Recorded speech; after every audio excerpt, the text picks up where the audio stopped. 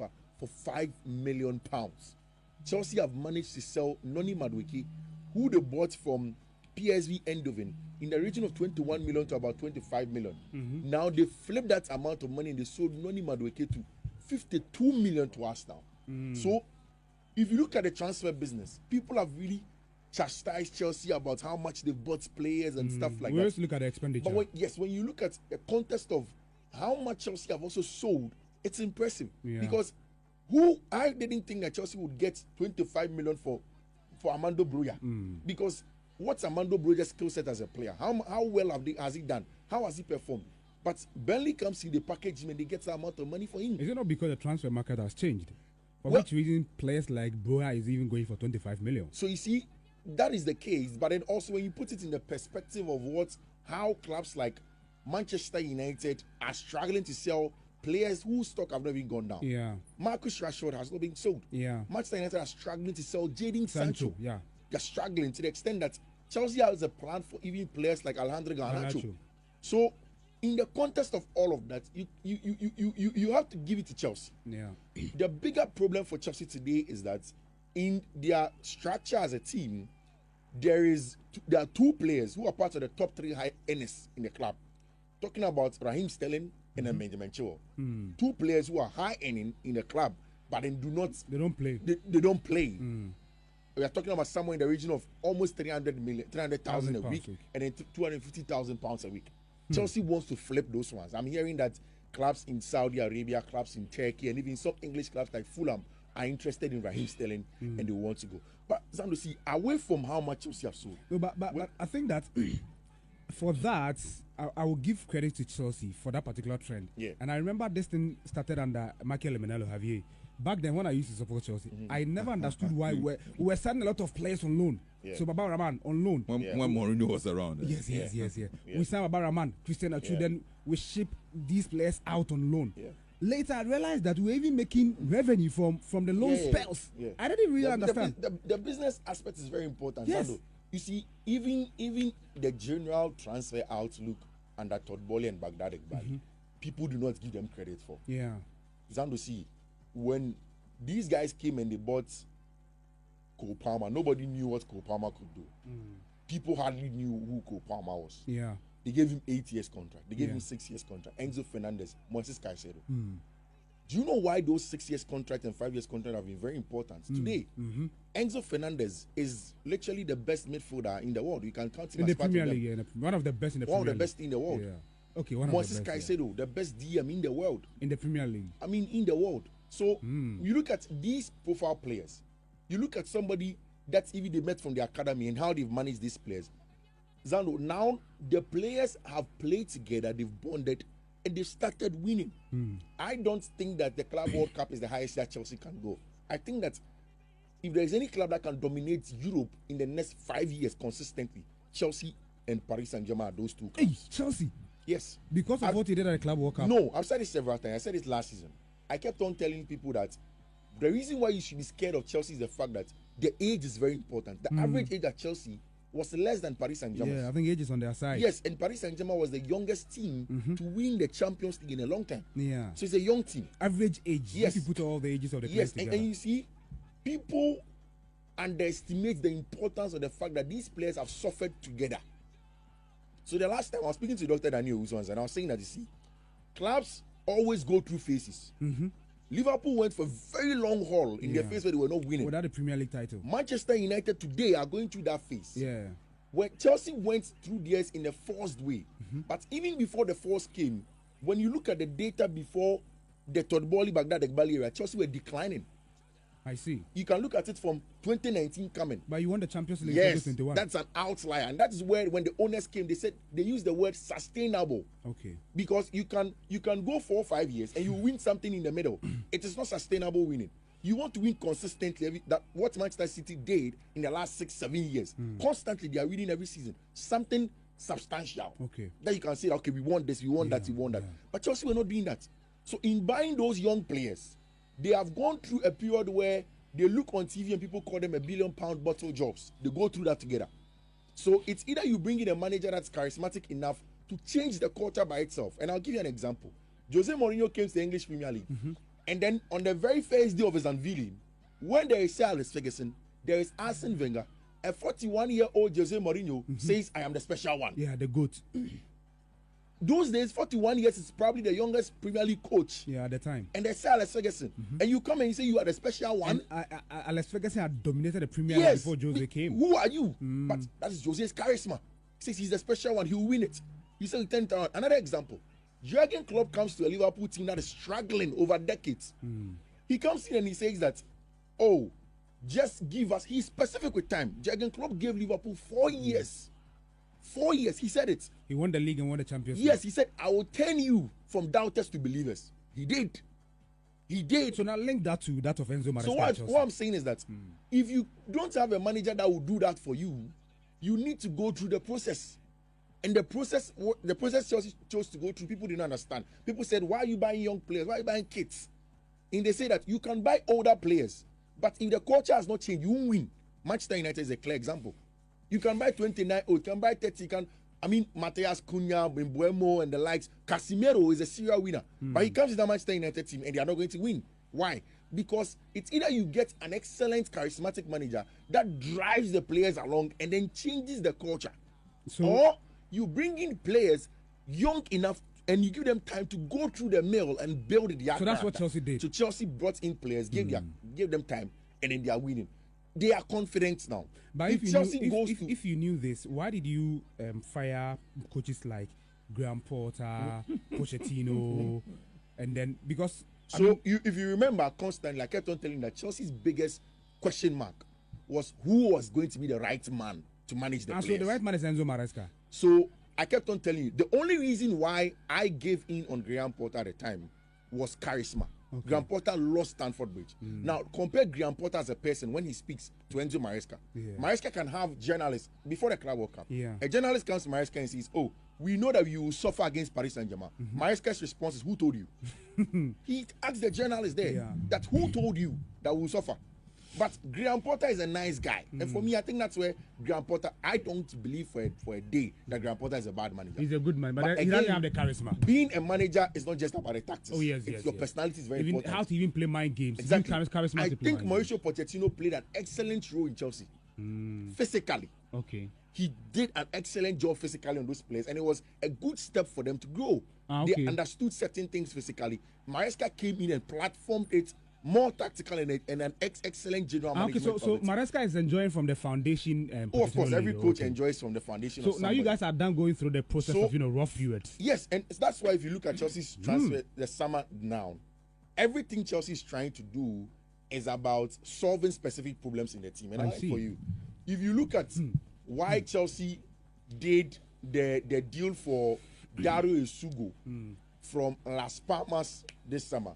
Dario Esugo is a physical player. He's coming in to come and play combative, be a backup to Moises Caicedo. Chelsea have asked André Santos to be part of the team. Why? André Santos is going to be a backup to Enzo Fernandez and the likes in the team. You need that. I see. When you look at Esteval Willian now is going to be on the right-hand side with Pedro Neto. Then Cole Palmer can be the number 10. Okay. But the part where Chelsea lacked the personnel were the replacement and then the backup for Marco Correa. Correa had played almost every game. Then they go to Ajax Amsterdam and says that, okay, we want the best under 19 left back in the world. Gerald Hato. And Fabrizio just reported 30 minutes ago that he completed his medical and signed a 7-year contract at Chelsea today. So you see, 7-year contract. It puts him at Chelsea until age 26. That's his peak. So the long contract means that Madrid cannot wake up tomorrow and say that we are bringing 200 million. We want to buy the best left back in the world. I think I love the strategy. It gives Chelsea the bargaining power to keep on to their best players. Because you see, when you sign these players at these ages, right, their demands in terms of salary is not really on a high. It's low. So for example, you sign Enzo Maresca and decide to give him, how much is he on? 200,000, 250,000. And you sign him for 8 years. Yeah. All right? Yeah. And imagine Ben Chilwell and Raheem Sterling were the highest earners at Chelsea. Yeah. What it means that the players who are really doing the real job were not really the high earners. So in the case of even Joao Hato, let's say at Ajax Amsterdam was taking 40 million. When it comes to 40,000, sorry. When it comes to Chelsea, let's say you go double it for him. 80. Let's say 80. He has go gets. Yes. And double. And say I'm far. he can easily take him to another club because that's the problem for Manchester United with Jadon Sancho. Okay. Now you look at Jadon Sancho and you ask yourself, which club can pay the 250,000 each week for Jadon Sancho? Yeah, he doesn't have it, and for me that's brilliant.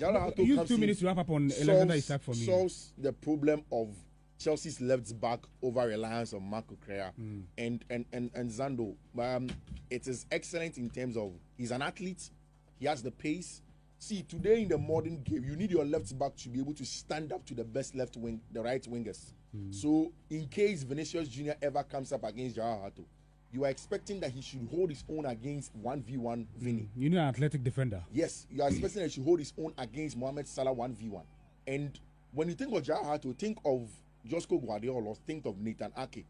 Same height, same frame, same physical appearance, but very good combatively in terms of winning those. So I think it's going to be important. Chelsea would want to close in on Xavi Simons as well. Who is going to be... But at least that transfer is dragging.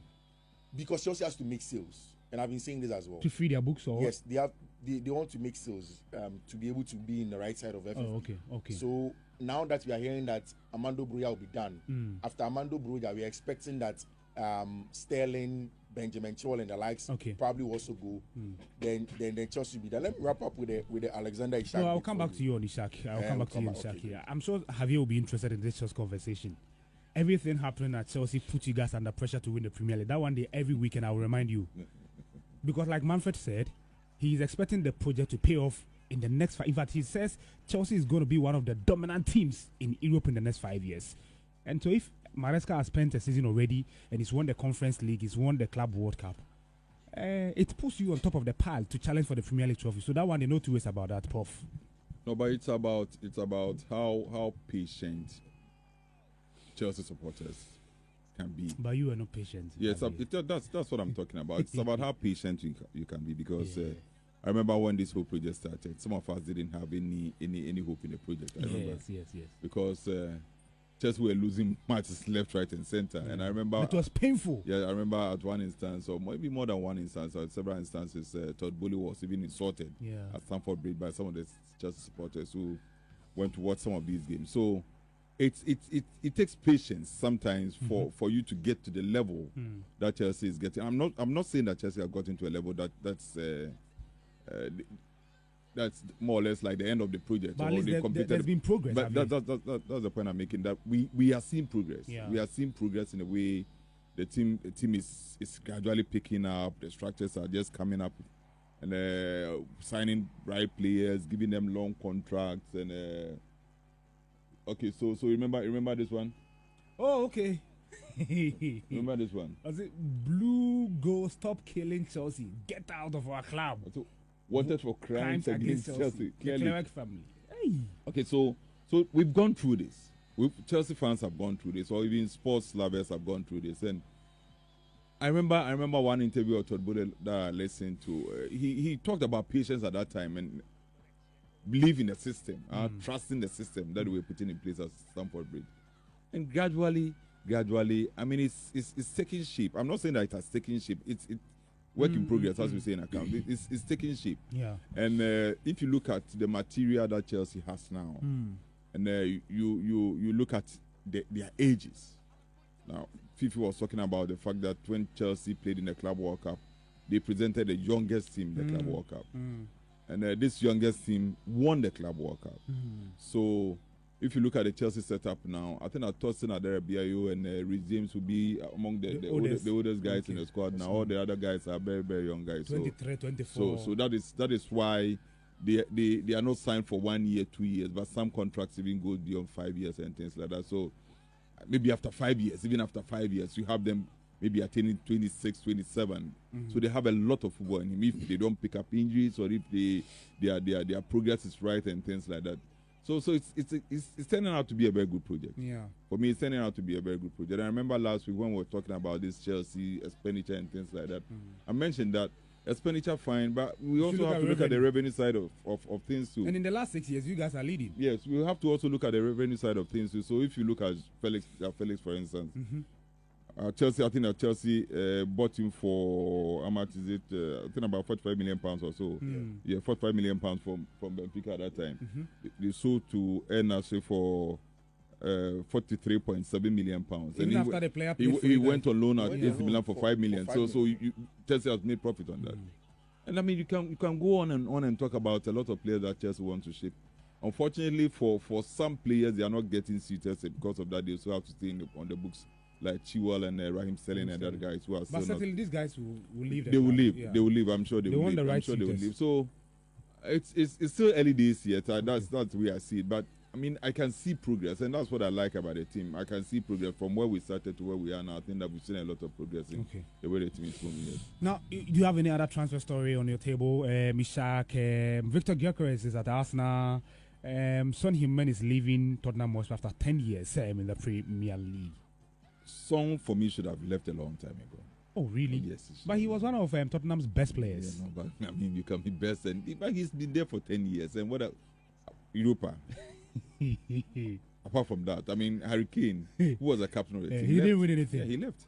Joined Bayern Munich, and now he started winning something. So I'm sure, I'm even surprised that he's still there for 10 years. Because if you look at the structure at Tottenham Hotspur and the way that Levy and the other guys are conducting things there, I don't think that it's a nice place to be for a very long time. To win trophies. Yes, to win trophies. If you want to win trophies, it's a nice place to be. Okay.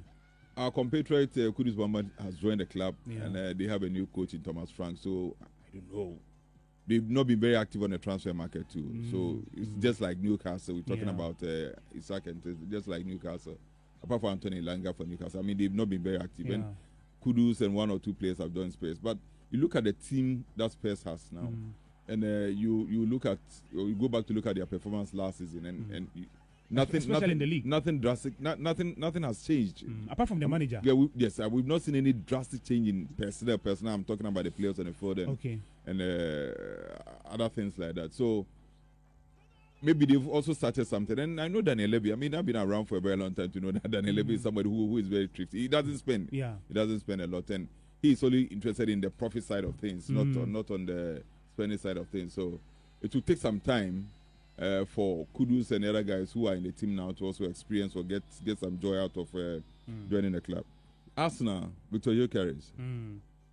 I wish now that Arsenal have their man. I wish the was now that Arsenal have their man, there will be no excuse for them if they don't win the Premier League.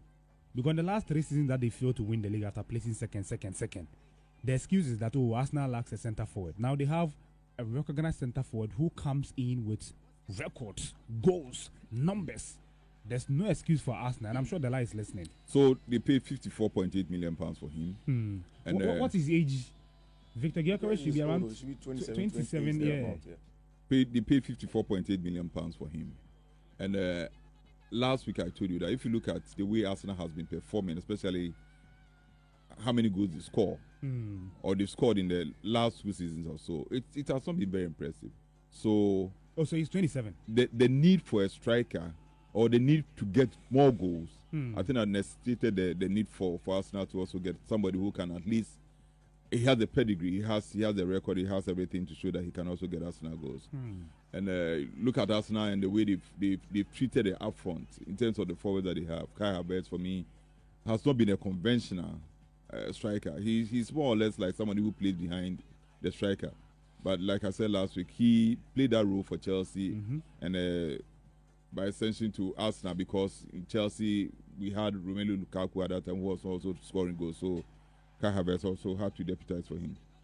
And it's interesting, see, if you look at Arsenal under Mikel Arteta, would you believe that this is the third striker that he has signed? Oh, really? Yes. He signed Gabriel Jesus, right? So this is the third striker that Mikel Arteta has signed for Arsenal during his tenure. Last week I told you that they scored 22 fewer goals in the 2024-25 season. Yeah. So I've given some graphics to the Kelvin. social media, if they can just post it now. Scored 22 fewer goals in the 2024-25 Premier League season in comparison to the previous season. So if you look at the 23-24 season, they scored 22 fewer goals. Then their tallies of shots and expected goals also dropped. So if you look at the graphic that we have on Facebook now, 22-23, the goals that they scored was 88. Expected goals was 72.1. Okay. 23-24, goals 91, expected goals 77.5. So we saw some improvement. But look at subsequent to that. Then 24-25, goals 69, expected goals 61.4. Oh, the drop is deep. Yes. It has dropped so drastically. So they need a striker. Wow. They need a striker. They need a last season. The different goals between Liverpool that won the league and the second place, which was Arsenal, was about 17. And the point difference, I remember, I think it's about 10 or so. So it tells you that they need somebody there who can get them the goals. And I think that this guy has the pedigree. He has what it takes to get them the goals. Okay. You create, but you must convert. Of course. Arsenal created a lot of goals last season, but they didn't have anybody up from who do the conversion for the Kai Havertz was in and out of the team. Gabriel, you know what is happening to him. So they need somebody up front, and I'm sure that once Gyökeres comes and he's able to get 1 or 2 goals for them, I think that most of the problem that he had Are you confident to work out? I am sure it will work out. Yes, I'm sure it will work out. Because apart from Gyökeres up front, we talked about Noni Madueke and Ethan Neri and Bukayo Saka, Martinelli, Odegaard, maybe a better chance will join them. In midfield, they've augmented the midfield to be Mendy, Merino, Nogard, all those guys are around. So what they need now is somebody who will just put the ball at the back of the net for them. I'm sure. And I know that they've gotten somebody who can get them that. I'm looking at this your data. I find it very interesting, and I want to flip it from where you looked at it also from. So, like you said, the goals is yellow, and then the expected goal is black. Yes. Now, it's also as if that the expected goal is the chance creation. Yeah. Right. So it's as if that Arsenal in 22-23 they created 17.1. In 23-24, 77.5. Last season, they also had a problem in creation. Yes. So it means that whilst they are bringing Gyökeres, they should also work on creating quality chances. Maybe Martin Odegaard was not enough. You remember I told you last season also like Martin Odegaard looks as if his form exactly, and Ethan and Waneri may be good. Avi, I also want to indulge you. Don't you think that maybe because last season the team was too mechanical, like the defensive, physical side how they approach games? Were they defensive last? No, but if you look at this particular game, it means that the I mean, you know, sometimes you watch Arsenal and like they are not flexible as much. I think I got to a time that they were a bit nervous. They were a bit nervous and very careful. Wanted to manage in the way they played most of the games. Very nervous, especially when Liverpool started winning games. So I think they were a bit careful and very nervous. But for you, they still have the creative player, because if you look at this chart, it means that they had a problem with chance creation. Yeah, that's what I'm saying. So one, you are not creating, and the other point is that you also not getting somebody who is also going to get to the goals. So now I'm sure Zubimendi and Noni Madueke and the other guys who have been drafted to join the team have been drafted because Mikel Arteta, I'm sure, might have seen this data and has come to the realization that we don't only need a striker, but we need somebody who can also create for us. Even for someone like Eberechi Eze, very important if they get him. This is good data. Yeah, excellent data. Because Zando, see, even if you want to do the XG minus goals difference in the first one, roughly 88 minus 72, you're talking somewhere around 16 thereabouts, right? I mean, 16 thereabouts. Then 91 minus 77. Like somewhere around 18. So it means that when you look at the expected first season, it was 16. They overachieved their XG by 16. The next season, they overachieved their XG by 18. It's increased. This one is just 7. Yes.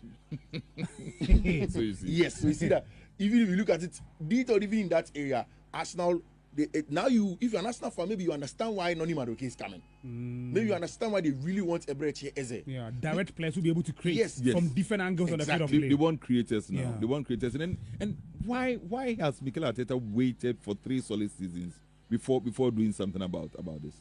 The attack. Yes, because fine, the first season, fine, that was his maiden season, so maybe we can grant him that if the XG was 72.1, it's okay. But he had a lot of goals, 88. But the second season, I think that he was deceived by the second season. The second season, yes. He was deceived by the second season because in the second season, the goals went up to 91. The XG went to that was the season they lost the league to Man City on the very last 3 months. Exactly. Because at the point, they were even leading by 8 points. And everybody thought Arsenal was going to win the Premier League trophy. I think I remember. You see, Zando, I think also that season was a season where Gabriel Jesus was at his peak. Yeah, he was playing a lot. Arsenal. Yeah. Last season, he was barely played. Injured a lot of the times. And Gabriel Martinelli probably did not create enough for them.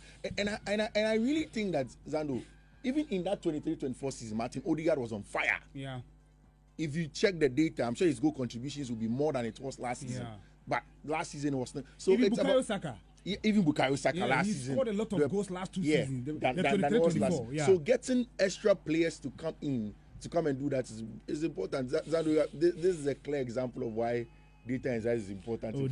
Data is important. Yeah.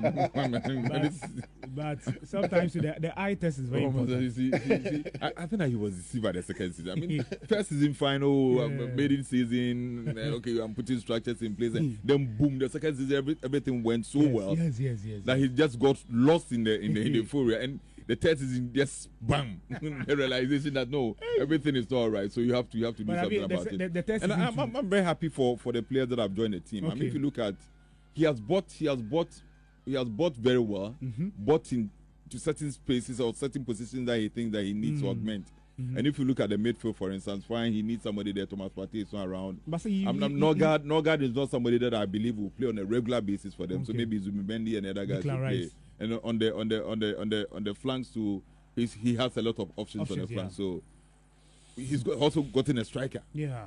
So I think that between Chelsea and Arsenal, we should be expecting Arsenal to win the league rather than Chelsea. Right. No, but Chelsea, because of what they did at the Club World Cup, you are the best team in the world games, now. 7 games at the Club World Cup. But the fact is that you beat European champions to this trophy. But somebody has also been there. They've been second 3 times or so. Then they've gone there 1 point. Have you seen the whole Europe? The best team in Europe. You beat them. In fact, you even surprised a lot of football-loving fans. Zando, banter aside, I'm a Chelsea fan. 7 games can compare to 38 games. 38 games. Especially in the Premier League. You're talking about the Premier League, where you go to some Selhurst Road and play against Crystal Palace, and go to Craven Cottage and play against Fulham and those. You remember the season Tottenham Hotspur played the Champions League final? Yeah. You look at the performance in the Premier League, and it was not as good as compared to how they did in the Champions League. So they played the Champions League final. You should expect that they dominated the Premier League at that season, but they didn't dominate the Premier League. Let's wrap up on Ishak and let's open the phone lines for our listeners.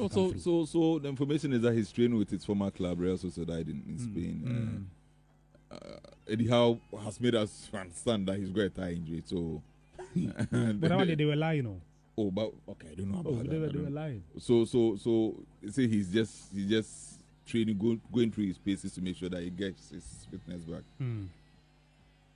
Liverpool, when I was coming, I heard you talk about the fact that Liverpool have presented their first bid. But it was rejected, rejected 110 million pounds. And here, Newcastle, they are looking at something in the region of about 150 million pounds for a player you bought for 65. No, but it doesn't matter. It matters. No, it doesn't matter. Listen. So we just some few minutes ago, we were talking about how Chelsea has profited from the sale of Joao Felix to Saudi Arabia. So for me, that's the nature of the business. Okay, that's the nature. Football is a business now, so you have to also make some money. So I don't have a problem with that. I see. So he's training with his former club in Spain. He's not joined. Preseason he was not with the team during preseason. Liverpool have presented their first bid, rejected. I'm sure Liverpool will go again. But they say if how do you call it, Newcastle is not willing to lower the price, they will not come again. Well, that's what they always say. But they will go again. I'm not sure it's going to be only one bid. I'm sure they're going to go 2-3 bids. I mean, as a selling club, you can't value the player at 150 million pounds and stand at that particular price, expecting every club to meet that price. No, but why don't you lower the price? That's been the case. Remember when Sometimes Chelsea? You have to make remember when Chelsea went for Moises Caicedo from Brighton? Yes, I remember. Remember what happened? Yes. So some of the clubs that. I mean, the clubs are also business, so yeah, I know. They're also business, so they also have to make money. But 150. We all know that 150. We all know that 150 is an outrageous amount for Isak. And why is that?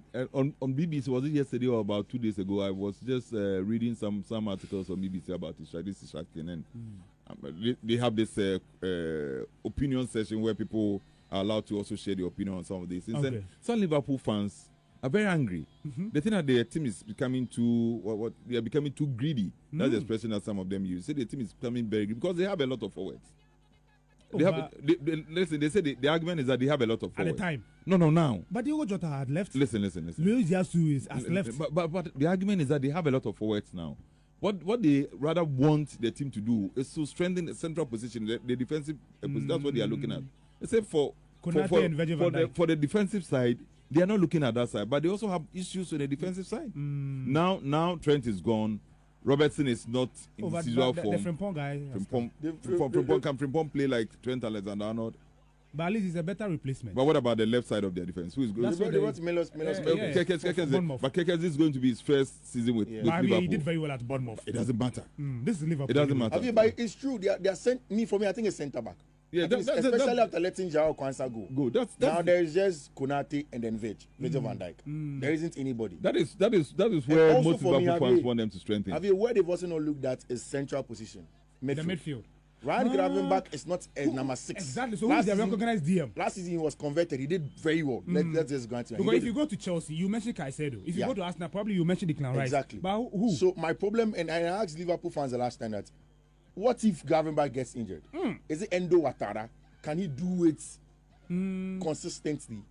McAllister is not the lone DM that you want to play. So for me, maybe Arne Slot has a plan. Last season he surprised me.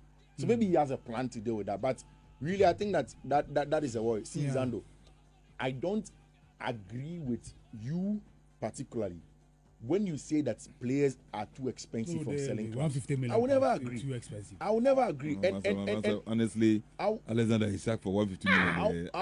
What are you saying? Isak is an average player. No, Isak is not an average player. For me, I think that probably today in the market, top tier strikers, he's with Erling Haaland up there.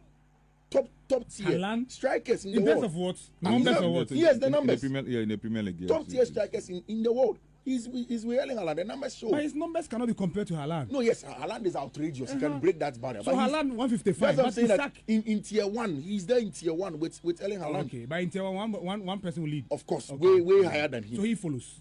Zando, my problem is that why is it that you, as a big club, so-called big club, you avert the risks of going to pick a 17-year-old, 18-year-old boy from the Scandinavian area? Then when somebody goes to pick him, whether he will quote and unquote, he can pass, he can die. It's a human being, but it's an investment. Yeah. Whether this player will be successful, whether this player will get injured and he can't play the football again. But when all of that happens, you want to dictate price? No, but you know, the big clubs barely do that. Yes, that's what I'm saying. Because of how competitive they want to be. Exactly. They can't risk. So then they can't risk bringing Moises Caicedo directly from Ecuador. I agree. That's what I'm saying. That so if somebody has averted that risk, somebody decide not to avert the risks and then bring the player, brings Moises Caicedo, takes all of the risks on Moises Caicedo, and then Moises Caicedo blossoms. You want to tell them how much you want to buy him? You have to be reasonable in the pricing. No. 150 million pounds for Isak. It cannot be. What is reasonable? When you have gone to Borussia, Bayern for Leverkusen, and you paid in excess of 95 million for Florian Wirtz. Hey, Florian Wirtz, you're paying that amount of money. But Manfred, 100 is okay. Immediately you buy 95 million for Florian Wirtz. 100 is never okay for Isak. No, but Liverpool even sent 110 million pounds. Yes. You see, this transfer market, what is happening in the transfer market is more or less like some form of demand and supply.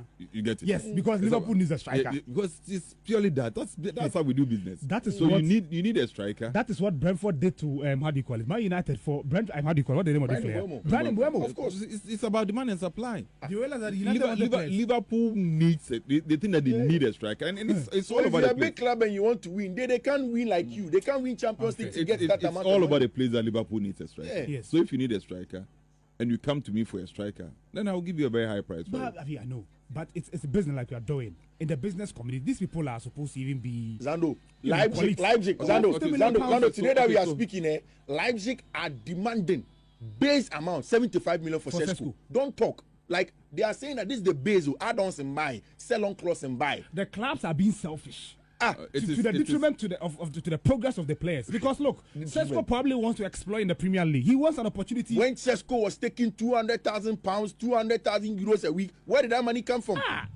It is business. You wrap up for me. Let's open the phone lines. So it for me that's the bottom line. I mean, it's about demand and supply. I mean, most of these clubs they need particular players to fill certain positions in their team. And the selling clubs they can find those players in other clubs. And the selling clubs, just like you're saying, I've also realized that there's high demand for a certain class of players. So when it comes, It's just take it or leave it. But Isaac, maybe 110, 120. Honestly, on the flip side, I agree with you. That if you look at Isaac, for 150 million for me, it's on the high side. But that is where we've got into. No, but that's where we've got into. Even away from that, what's also clear is that Newcastle are not saying that they want 150 million outright sum for the man. You can do it in installments. No, they want, let's say, the base money that you actually pay is 100 million. And then 50 in installments. Yeah, no, not in installments, but in add-ons, in sell-on clause. So the structure sometimes also is very important. If you look at the Liverpool structure, Liverpool was sending actual money somewhere around 90 million. Okay. Then add-ons of 10 million, the rest was add-ons. That is not good. He won't take that amount of money. Zando, today, Chelsea would have loved to finish up Xavi Simons. They are sitting around RB Leipzig. Xavi Simons, 60 million. If you're not bringing that amount of money, you can say whatever that's in your mind. Look at how much Frankfurt have made from strikers. You want to pay that much for Kitiki, but Ishak the no. You see, one club that will be just hiding somewhere and watching whatever is going on. It's his former club, Real Sociedad. Yeah. You know why? Because if he's sold there, they will stand to benefit. They are due 10% of any fee above 70 million euros. So if Isaac is sold beyond 70 million euros, Real Sociedad is due 10% of that. Was Real Sociedad the first club you joined in Europe? No, but I don't know what that was a term in the Arabian that they had with Newcastle. He really blossomed. Then they also have an additional 2.5% through FIFA's solidarity payment. So we are looking at something in the region of about 12.5% if he sold beyond 70 million pounds. He played in his country. Okay, so he played in AIK. Yeah, came to Dortmund. Went to Dortmund wasn't successful. Holland. Yeah. And then so he was signed from Holland. He played for Willem on loan from Dortmund. So Real Sociedad, he spent 3 seasons at Real Sociedad. He played another 5 games, scored 33 goals for Real Sociedad. And Newcastle United bought him from Real Sociedad for £65 million. In 86 games, he has scored 54 goals. This return cannot merit. Zando, they bought him for how much? 65 million pounds. Also on tournament 70. Are you done? Yeah, I'm done.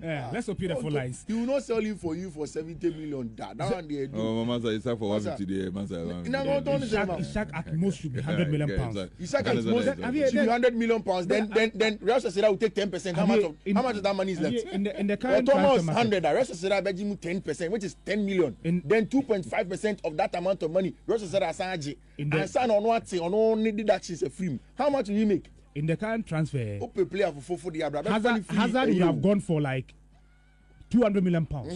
Cristiano would have 500 million pounds. Messi, 1 billion pounds. Oh, the way things are going, not 2 seasons or 3 seasons before us. People who suddenly play for about 300 million pounds. If you buy Ishak for 150 million pounds, 150 million pounds for you. Well, I don't know about Zando, if you wanted Ishak for cheap, you should have gone to his home nation to go and take him for that amount of money. 0322083596, 0322083597, 0322083598. We have 8 minutes to spend with you on the foreign segment of the show.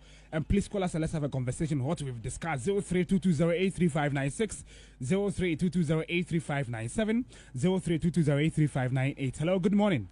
Hello, good morning. Nana Kwaku, how are you doing, my guy? I'm doing good. Great. What's your name? But actually, I don't understand why Isaac is no price. It's just like at a point in time when Abramovich had our team, he went in to buy Alexander Shevchenko. He came in and then we saw nothing. No, some players might blossom that much in the team. But when you bring them into your team, nothing will happen. It's true. Do you remember this guy? What is it? The one that we got from Liverpool? Fernando Torres. He came to our team and then it was Barça. Well, let's acknowledge him that the last goal we scored against Barcelona. He won a corner kick. And before that, in the semi-finals against Barcelona, he scored that crucial goal. You remember that 1-1 against Victor Valdes? Oh, I remember that one. That is what I'm giving it to him. Into Ateneca. Yeah, man. He just wanted me to for us. But I'm not going to worship. So I think might come to Liverpool and then yet wouldn't perform. So I don't know, understand why they are pricing so much. But kudos is doing well. And then what about the other Ghanaian players? It seems that they are not doing well. And Pate, telling from us now, and then nothing else being heard from the trial will begin on 5th August. We heard Fenerbahce wanted him, but I think that the story actually disrupted everything. Javier wants to ask you something. No. Just want to thank you. Nana, thanks for last week. Oh, this one day to the security. Thank you very much. Thanks for last week. All right, thank you very much, Nana Kweku, for coming through. Let's move on to the next caller. Hello, good morning. Hello. Hello, good morning. Hey, Prophet Adewale, how are you doing? I'm doing good, though. Yeah, let's hear your name. The foreign segment. You and the rest of the crew. Thank you. They are all doing well. Yeah, everybody's okay. Thank God. My issue this morning is that this Newcastle player, striker, Ishak.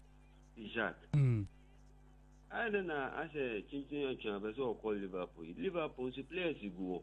But some players have left. They have left Liverpool. Yeah, Luis Diaz has left for Bayern Munich, and unfortunately, they lost Diogo Jota. Okay. He's going to have a space to play. So, they sent a bid. Liverpool sent a bid yesterday. It was rejected. We hear that Newcastle is bracing themselves for a second bid from Liverpool.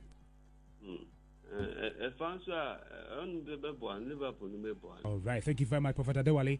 Guys, let's move on to the next caller. 0322083596, 0322083597, 0322083598. Hello, good morning. Good morning, sir. Please, your name, where are you calling us from? This is Frempong. I'm calling from Fantastic. Hey, Frempong, let's say your name. Yeah, I'm a Chelsea fan, but I will urge every Chelsea fan to manage their expectation this season. I'm not comfortable with that goalkeeper. Oh, yes. Sanchez, it's never in the Premier League.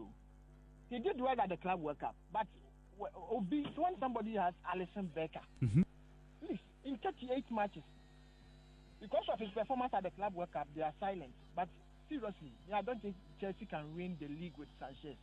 Before you just look at the last 20 years. Obiaja or the world-class goalkeeper energy.